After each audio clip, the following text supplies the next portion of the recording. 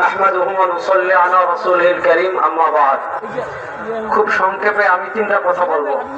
কথা নাম্বার 1, আপনারা যারা এখানে এসেছেন, আপনারা জানেন আমাদের বাংলাদেশকে তুরস্ক বানানোর জন্য, আমাদের বাংলাদেশকে বুখারা সমরকন্দ বানানোর জন্য সবচেয়ে বড় যে ষড়যন্ত্র হচ্ছে, আমাদের শিক্ষা সিলেবাস থেকে ইসলামকে মেসাকার করে দেওয়া হয়েছে।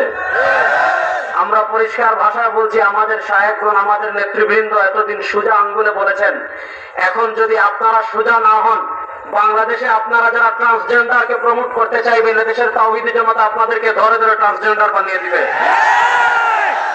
কথা নম্বর 2, আমার ভাই রিজওয়ান রফিকি বলেছেন, এই দেশের আদালতে চুর, বাটপার, বদমাশ, সুদখোর, ঘুষখোর যারা সুদ প্রমোট করে, জুয়া প্রমোট করে, তাদের জামিন হয়। আর উম্মার সিংহ সন্তানদেরকে 3 বছর থেকে কারাগারে বন্দী রেখেছেন।